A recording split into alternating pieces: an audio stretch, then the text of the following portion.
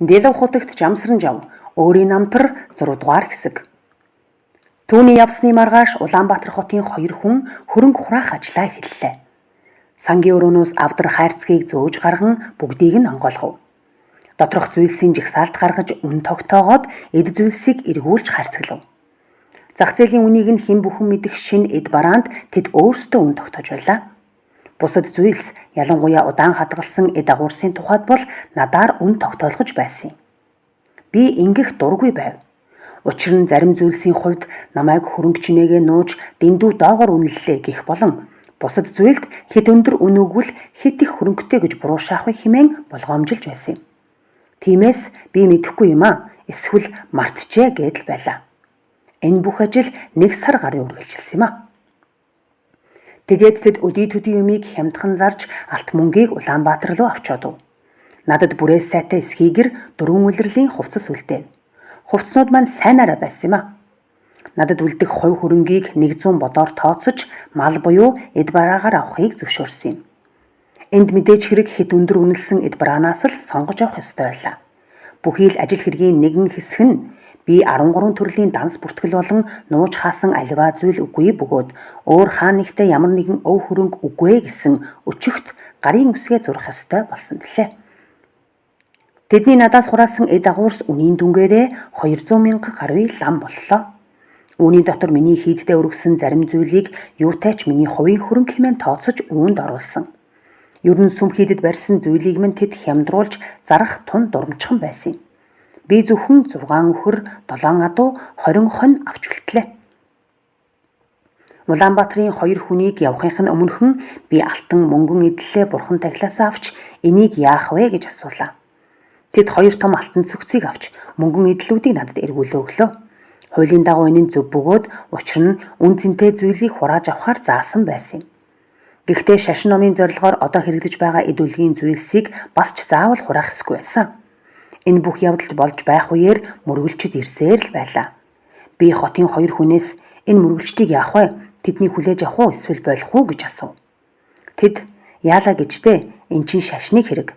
Та шашныхаа үлийг гүйцэтгэж л бай. Бид юм хураадаг ажлаа гүйцэтгэж л бай гэлээ.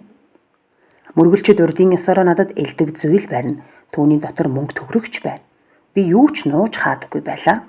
Өгсөн юмыг нь гэрээрээ нэг овоолоод л байлаа. Тэгээд нөгөө 2 хүнийг хот руу явах болохт нь дуудан өргөл барьцын зүйлсийг үзүүллээ. Энэ бүхнийг та нар хурааж авна биз дээ гэж асуув. Тэд энэ бидэнд хамаагүй гэлээ. Манай комисс таны өнгөрсөн хугацаанд хурааж хуримтлуулсан юмыг тань хураах ёстой байсан. Мөргөлчдийн өгсөн юмыг хураах ёстой байсан бол бид энд байнга тусгай хүн тохон ажиллуулах болгон шүү дээ. Энэ цагаас хойш мөргөлчд сэтгэлээрээ юугаа өргөнөв өргөжл байг. Та өргөснийг нь болгоож л бай гэлээ. Мэдээж хожим эрх баригчид шашны өргөл барьцын тухайд илүү хатуу чанд болсон билээ. Эцэст нь тэд явцгаалаа. 6 хоногийн дараа Таган Туваагаас Улаанбаатар орох төлөөлөгчийн 2 машин ирлээ. Таган Туваа буюу Дева гэгч энэ нэр бүр Оросуудын үеэс өмнө гарчээ. Яг тэр үеэр Лувсан шарав буцаж ирэв. Тэр намайг 3 хоногийн дотор Улаанбаатар хот орж тайлагнах ёстой гэсэн захирамж ирснийг дуулгаж Туваагаас ирсэн 2 хүнтэй цуг явж болно гэв. Сарын 21-ний өдөр байлаа. Нэг хүн дагуулж явж болох уу гэж түүнээс асуув. Бололгүй яах вэ гэцгээлээ. Тэгээд би гэндэг авч явах боллоо. Намайг явах болоход хийдийн лам нар ихээхэн уй гашууд автсан аж. Нарванчин гэгэн энэ тухай надад аминжлан ярихыг хичээв. Намайг явахынхаа өмнө мөргөл хийх зур бид дуган дуулцлаа. Тэрээр ихэр татан уйлж олигтой юм ч ярьж чадсангүй. Яг хөдлөхийн өмнөхөн Лувсан шарав ирж ганцаарчилж уулзлаа. Их л нөхөрсөг байдлаар зөвлөгөө өгч. Гол төвөг удах зүйл бол ядуучуудын хурал дээр хэлсэн үгийнхээ талаар таны бичиж өгсөн юм тань байгаа юм аа. Үг үсгээ бодож бичээрэй гэж анхааруулах санаатай байтал хошуу захирагч намайг амжихаас өмнө аваад явчихсан юм. Одоо талаа Улаанбаатарт энэ тухайгаараа л байцаагдана гэлээ. Бид машинаар гарч замдаа 4 хоноод Улаанбаатарт ирэв. Хамт явсан Таган Туваагийн төлөөлөгчд бидэнтэй сайхан харьцаж борхон нэг төрүүлэхэд гиндэн бид хоёрт гэрийн хүндтэй зай гаргаж өгч байлаа. Хөдөлгөөсөө өмнө Лувсан шаравтай хоёулахнаа байх зур. Би аян замд мөнгө авч явах хэрэг байна уу гэж түүнээс асуусан юм. Миний цаад санаа бол би баригдаж мөрдөгдөх болов уу? Хэрэг тэгвэл байрныхаа хөлсийг өөрөө төлөх шаардлагатай байх болов уу гэдгийг далдуур мэдэх явдал байлаа. Мөнгөтэй явсан нь дээрээ гэж тэр хэлв. Хэр зэрэг их мөнгө авах вэ? $1,000 байх болов уу гэхэд минь $500-600 байх болов уу да гэлээ. Нэг хоногийн өмнө Улаанбаатарт очих нь гэж бодсон юм. Гэтэл замдаа нэг хоног хоцорч явжээ. Бид засгийн газрын байранд шууд очих уу? Эсвэл байрлах газраа эхлээд олж буух уу гэж хамт яваа нөхдөөсөө асуув. Эхлээд Түшээдхан аймгийн захиргааны байранд хүрч тэндээс утсаар ярина гэж тэд хэллээ. Энэ нь Улаанбаатар хотоос гадагш 80 шахан бээрийн алс оршдог байсан бөгөөд тэр үед тэнд хүрч байж сая утсаар ярих боломжтой болдог байв. Бид тэнд өглөө эрт хүрлээ. Албаны улстай уулзахаар 2 төлөөлөгч яваад өгөв. Гиндэн бид 2 замын өртөөн дээр үлдэв. 20 орчим насны нэг залуу эрхлэгч нь байлаа. Эхлээд тэрээр сүрхий элгэмсэг байв. Бидэнд цай захиж бид замдаа авч гарсан хүйтэн махны сүүлчийг үйж идлээ. Үдийн алдад нөгөө 2 хүн маань эргэж ирлээ. Би тэднээс юу ч асуусангүй. Тэд дахин гарч яваад энэ удаад харанхуй болтол ирсэнгүй. Тайн герт төмөр торхоор хийсэн 200 байсан бөгөөд өөрсдийн дураар гал төлж болно гэж эрхлэгч нь хэлв.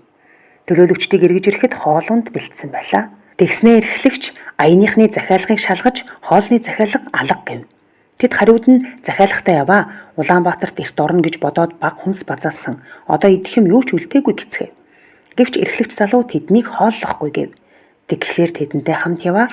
Гиндэн бид 2 ч хоолгүй хоцров. Гэтэл хэсэг улс Улаанбаатараас ирэв.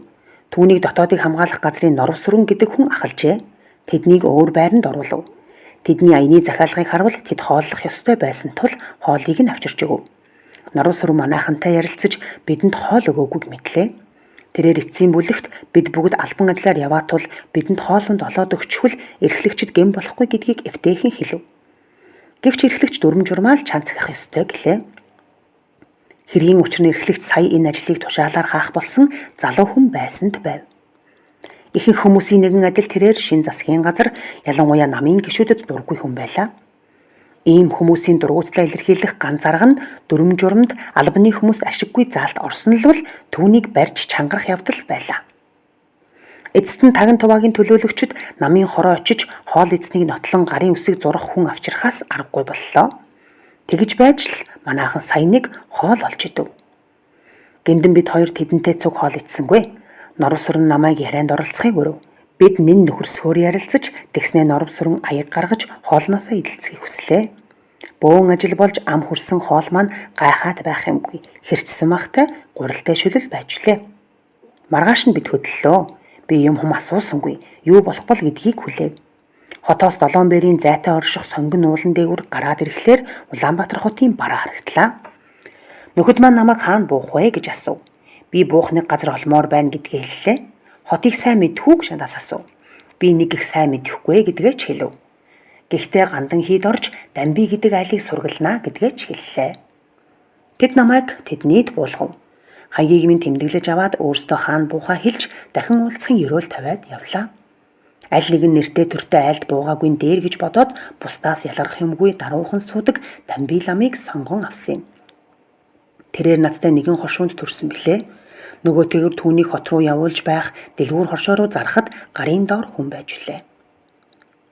Гандан хийдэд үеийнхэн дотроосоо судар номонд нэлээд гархун гэж алдарсан Ёндан гэгч лам байв. Тэрээр манай хошуунд төрсөн нэгэн бөгөөд сайн ярвал садан төрөл. Өөрөөр хэлбэл түүний өвөг эцэг, миний өвөг эцэг 2 ах дүүс байсан юм.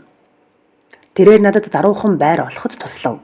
Гандан хийдийн орон байрууд үнэндээ энгийн дорой байсан бөгөөд энэхүү хийдэн шашны ном сурах хэргийг урьдчил болгодог газар байлаа. Бид тэнд нэлээд олон хонлоо. Удасны учир нь өвчин тусаагүй хэдий ч бие маань ямар нэг хэмжээгээр чирээрхсэнтэй холбоотой юм. Бичлэн дуудлага авч ирснээ бодвол тэгмээргүйсэн. Гэтэл миний өчгийг даруй сонсох засгийн байгууллага олдсонгүй. Гэвч байдал ямар байсан гэвэл намайг Улаанбаатар руу явуул гэсэн тушаал зааврыг хэн нэгэн албан хаагч авчээ. Тэгээд намайг албаны хүмүүстэй хамт ирсэн болохоор хаана байгааг маань мэдэх тул хүн явуулаад л намайг дуудчих боломж тэдэнд байсан билээ. Гэтэл тэд тэгсэнгүй тул 2-7 хоног өнгөрсөн хойно би өөрөө засгийн газарт хурж очин ерөнхий нарийн бичгийн даргатай уулзав. Би дуудагдж ирснээ сануулж яахад ч бэлэн байгаа. Ирээд хагас сар болж буй боловч би тааруухан байснаас бичлэн ирж чадаагүйгээ хэллээ. Тэр хүн хэлэхдээ бид таныг дуудвал уу? Би л юу мэдэхгүй юм байна. Дарга нараас энэ талаар асууя да. Эндээ хүлээж байгаарай гэлээ. Тэрээр гарч явснаа удалгүй иргэн ирж ерөнхий сайдын газар энэ тухай огт мэдэхгүй байна. Намын төв хороонд очиж уулзсан дээр байхаа гэлээ. Гэтэл намайг нутагтаа байхад өгүүлсэн зар бичигт намын байгууллага бус засгийн газар дуудсан гэж байсан. Би ямар нэг хэл сурах сонсолгүй дахин хагас сар боллоо. Тэгээд би ерөнхий сайдад дотоодыг хамгаалахын дарга намын төв хороо 3-т гэртээ харах зөвшөөрөл хүссэн нэг хувь загтал бичлээ. Дүрм журмаар үлдээх юмыг минь үлдээж, эд хөрөнгийг минь хураасан бөгөөд шинэ ажил төрлөө зэгсэлж амжаагүй өгүүлээд Улаанбаатарт байх онцгийн шаардлагагүй бол гэр орондоо буцах хүсэлтэй байгаагаа учрлав. Ерөнхий сайдын газар дотоодыг хамгаалах газар хоёроос тэд миний хэрэгт хамаагүй бөгөөд намын төв хороонд хандахыг гэртээ буцах хүсэл тавихад улсын баг хурлын гүйцэтгэх төв хороонд бичгэлээ. Би тэр 9-оор бичсэн боловч ямар ч хариу ирээгүй тул дахиад л 2 сар хүлээлээ. Эцэст нь улсын баг хурлын 3 ерөнхий нарийн бичгийн даргын нэгний албан ажил дээр нь бус гэрт нь бараалхав. Тэр хүн өөлт хүн байсныг санаж байна. Хэрв би андуураагүй бол нэрийг нь Бадрах гэдэг шиг билээ. Би Бадрахыг ховдын хязгаарын 4-д хүн гэж боддог байсан чинь Улаанбаатарт байдаг 4-д торгууд болон ийм бүх яснуудыг ерөнхийд нь өөлдүүд гэдэг байсаач. Иймэрхүү янзаар өвөр Монголд хүн бол харчинч бай, ерөнхийд нь захар гэдэг байсан юм. Баг хурлын нарийн бичгийн дарга энэ хүн хэлэхдээ эдүгэ манай оронд юм бүхнийг хороод шийддэг бөгөөд би хувь хүний хувьд танд ямар нэгэн зүйл хэлж чадахгүй нэ гэлээ. Тэр хүн бол яг намын хадуу гар байсан юм. Би тэр хүнтэй уулзахаар дахин нэг удаа очисон авч гэртээ байсангүй. Гэвч түүнтэй нэг хашаанд урд нь лам явсан, хожим нь хар болж ихнэр авсан нэгэн ир суудаг байлаа. Энэ хүн өөрийгөө миний шав гэж тооцдог нэгэн. Түүнийг ямар нэгэн мэдэж байж магад хэмээн тэднийхээр оров. Тэрээр одоо намын бүгд хурал болж байгаа. Ийм хуралдааны үеэр гүйцэтгэх төв хороо ажиллаа завсарладаг. Хурлын төгсгөлд намын төв хорооны зарим гишүүд сонгогдож, зарим нь солигдож магадгүй. Ийм үеэр намын гүйцэтгэх төв хорооноос ямар нэгэн шийд олж сонсноо гэж найдахын хэрэггүй гэв. Улаанбаатар хотод 30 сүм хийд байдаг. Хийдийн захиргаа бүрийг аймаг гэж нэрлэнэ. Гандан бол шашны их сургууль байсан бөгөөд дотроо хуваагдаж хэсэг тус бүр нь 30 аймгийн нэг болж байв. Анх тэнд байхдаа би Шүтэн аймагт байсан. Энэ нь Гандан хийдийн баруун өмнө хэсэгт байдаг байж үлээ. Дараа нь Сангаа аймаг руу шилжиж байрласан юм. Гиндэнгээ гэр рүүгээ буцаав. Тэрээр засгийн газрын машинаар хуваарай зорчигчийн хувьд хөлсийг нь өгч байж явсан билээ. Миний шилждэг учир гэвэл гиндэнгүй болохоор би гэрийн эзэнд нэн их ажилуудаж шашны номынх нь үйлсэд саад болж болзошгүй хэмээн үтсэн билээ. Миний шинээр нүүж очсон хийдэд нутгийн хүмүүс олон тул намайг харж хандах улс мундахгүй байв. Энэ үеэр улс төрийн эрх мэдлийн төлөө тэмцэл үргэлжилж байлаа. Хувьсгалт намынханд үндсэрхэг үзэлтэн нар давмгайлж байсан юм. Нөгөөтэйгөр залуучуудын байгууллага илүү радикал, илүү хувьсгалж байсан. Гишүүд нь 25, түүнээс доош насны хүмүүс байв. 26 нас хүрэхээрээ хувьсгалт намд орж болдог байлаа. Залуучуудын байгууллага эхлээд хурлаа хийж шийдвэр гарган түүнийг хувьсгалт намын хуралдаанд оруулж намын байгууллага нь түүнийг харгалзан үзэж илүү радикал чиг шугам боловсруулан гаргана. Намын их хурлын дараа залуучуудын нам, хувьсгалт нам, нам бус ардын төлөөлөгчдийн 3 дугаарыг хурал болов. Энэ хурал дээр залуучуудын нам, хувьсгалт намаас илүү дэмжлэг болж чадлаа. Залуучуудын нам шашны эсрэг хатуу чиг шугам барьсан бөгөөд үүнд хэлмэгдэхсдийн дотор шашны 3 том зүтгэлтнийг цэвэрлэх ёстой байв. Энэ нь Мандшир лам, Югзэр лам, бид 3 байв. Мандшир ламын хийд богд уулын өвөрт, Югзэр ламын хийд даргангаас зүүн тийш, үзэмчин авганар энтрээс хойш халахын өмнөд хил орчим бандит гэгээний хийдээс холгүй байдаг байлаа. Бид 3-ыг онцлж сонгосны учир нь зөвхөн том толгой лам гэсэндээ бос Дорон зүгт Югзэр лам, Улаанбаатарт Мандшир лам болон Өрөн зүгт Бибээр, ялангуяа жалхан цудагтаас хойш 1923 онд шашны удирдагчийн хувьд хувийн өндөр нэр хүндтэй болсонтой холбоотой байлаа. Залуучуудын намын шийдвэрийг ардын намаар батлуулахаар оруулах үед Оросууд арай зөөлрүүлсэн нөлөө үзүүлсэн юм. Тэд шашны эсрэг хэтэрхий эрс шийдэмгий алхам хийх нь өргөн олны дургуйцэл эсэргүүцлийг төрүүлж болзошгүй хэмээн сэрэмжлүүлж байв. Тиймээс энэхүү тогтоол шийдвэр үндэсний хуралд хүрч чадаагүй маа. Энэ нөхцөл байдалд надад ямар ч арга байгаагүй бөгөөд би Улаанбаатарт байсаар байлаа. Эдгээр улс төрийн илтгэлийг би зөвхөн бусдын амнаас сонссон билээ. Учир нь нийтэд зориулсан ямар нэг мэдээлэл гараагүй. Энэ үеэр би Тувинский гэдэг нэгэн орос хүнтэй танилцлаа. Тэрээр маш сайн эрдэмтэн байсан бөгөөд үе үе надтай ирж уулзан өөрийн судалж байгаа шашны холбогдолтой юмыг асуудаг байлаа. Түүнд би нутаг буцах хүсэлтэй байгаагаа дуулгаж Улаанбаатараас явах зөвшөөрөл хүсч дахин яриа гаргах хэсгээ түүнээс асууна. Нилээд азнаж байснаа тэрээр байдал хүнд байна. Тиймээс ингэхгүй байсан нь дээр гэж зөвлөв. Тувинский нам бус боловч сүрхийн нөлөө бүхий хүн шиг санагдсан юм. Хэдэн жилийн хойно дөрвөж явах зуураа би түүнийг эрх баригчид хороосон гэж сонссон билээ. Хэд хэдэн хүний хороох шийд гарчээ хэмээн түүнд хэлэхэд тэрээр тийм шийд гарсан гэдгийг сонссон. Гэхдээ яг үнэн биш байж мэднэ гэдэг байж билээ. Энэ цаг үеэр би нэн айдастай, итгэл муутай аж төрж байсан юм да. 1930 оны 6 дугаар сарын 15-ны орчим би Улаанбаатар хотын зүүн хүрээгээр салхинд гарав. Буцахтаа хашааныхаа хойд хаалгаар ирлээ. Хаалганы нэг талд миний шавь, нэг лам боодолтой идэх юм, баг зэрэг айраг авч ирсэн сууж байв. Нөгөө талд нь үл таних хар хүн дугуйгаа налуулж тавиад сууж байлаа. Энэ хаалга хоёр түлхүүртэй. Нэг нь надтай хамт байдаг хүнд, нөгөө нь надад байдаг байв. Намайг ороход хоёул араас даглаа. Үл таних хүн ирнэ гэдэг нэг л учиртайг би гадарлаж байв. Байшингийн доторх нэг өрөөнд нь би, нөгөөд нь лам маань амьдардаг байлаа. Бас галзуухтай. Галзуух өнгөрөөд эндээ зогсож байна уу? Би өрөөнийхөө түлхүүрийг авч үгүй юу гэдгээ хараадахыг гэв. Үл таних хүн намайг дагаад л яв. Өрөөндөө хурж хаалга нээх зуур тэр хүн хуудас цаас гарган надад өглөө. Энэ нь дотоодыг хамгаалах газраас ирүүлсэн бичиг агаад намайг 15-ны өдөд тус газар дээр ирэхийг дуулгаж энэ тухай хиндэж хэлэхгүй байхыг мэдгдсэн байв. Уг бичгийн дугтуйн дээр гарын үсэг зурж хүлээн авснаа нотлохыг тэр хүн хүсв. Тэр үед би шинэ ухаанлыг сайн мэдэхгүй учир нөгөө хүнээс маргааш чинь 15-ны өдрөө гэж асуув. Тийм ээ гэж хэлээд тэр хүн яваад өглөө. Муу юм болоогүй биз гэж ламыг асуухт нь гойд юмгүй гэж би хариулв. Би амьсан хатагаар цонхны тавцан дээр тавилаа. Тэгээд жаахан юм идэж уугаад сүмээс гарч морь харахаар яв. Учир нь сүмийн дотор жорлон байдаггүй байсан юм. Буцах замдаа танилынхаар ороод гарах гэж явтал дугуйтай хүнтэй дахин тааралдав. Хөөе, хилтэс очихгүй санаатай байна уу гэж тэр хэлв. Маргааш гэж бодсон юмсан өнөөдөр юм уу гэж би асуулаа. Тэгэлгүй яадаг юм. Бүр үд өнгөрчөөд байна шүү дээ гэж тэр хэлв. Би амьс болон нүсэр гутлаа өмслөө. Наран дээгдэж амьс маань бүлээн болжээ. Халуун юм гинэт өмсгөөр толгоо өвддөг гэдэг яриа бий. Одоо заавал өмсөд яахан бэ? Наадуул чинь бүр халчгаж авч очоод хөрсөн хоног өмсөхгүй юу гэж дугуйтай хүн хэлв. Иймэрхүү найрсаг байдлыг үл таних хүмүүс ч надад үзүүлдэг. Учир нь Улаанбаатараас ахуулаад баруун тийш гадаад Монгол даяар хүн болгон намайг хинбэ гэдгийг мэддэг байв. Би сайн ч нэртэй байлаа. Улаанбаатараас зүүн тийш намайг нэг их сайн мэддэггүй байсан нь мэдээж. Бид хоёр цуг явсаар дотоодыг хамгаалах газрын хаалган дээр ирэв. Хаалганы тэнд харуул зогсож байв. Тэрээр намайг зогс гэлээ. Надтай явсан хүн энэ хүн хилтэс дуудаж ирсэн юм аа гэв. Харуул надаас юу ч асуулгүй шууд оруулав. Хоёр давхар байшингийн нэг тасалгаанд би орлоо. Уг тасалгаа нэг том цонхтой агаад урт ширээг цонхноос хаалга тийш байрлуулжээ. Ширээний үзүүрт нэгэн сандал байх бөгөөд нөгөө хүн намайг тэнд суу гिचгээд нөгөө өрөөнд ороод явчихв. Хэсэг суулаа. Гэтэл үл таних нэгэн хүн орж ирэв. Тэр хүн ширээнд сандал ойртуулад надтай ердийн энгийн байдлаар мэдлэв.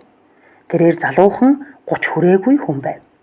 Халах аялгаугаар тун цэвэрхэн ярьж байсан боловч хожим нь түүнийг өөлт гэдгийг нь мэдсэн билээ. Хүүхэд ахуйгаасаа Улаанбаатар хотод амьдарч байсан нь лавтай. Нэр нь Галин дэвэр буюу С Галин дэв. Тэрээр тамхиасаагаад чив чимээгүй нэг хэсэг суув. Байцаалтаа юунаас эхлэхээ бодол хийлсэн янзтай харагдаж байлаа. Тэгснээ та тайж иргэдэн давгийг таних уу гэж асуулаа. Би танихгүй гэж хариулав.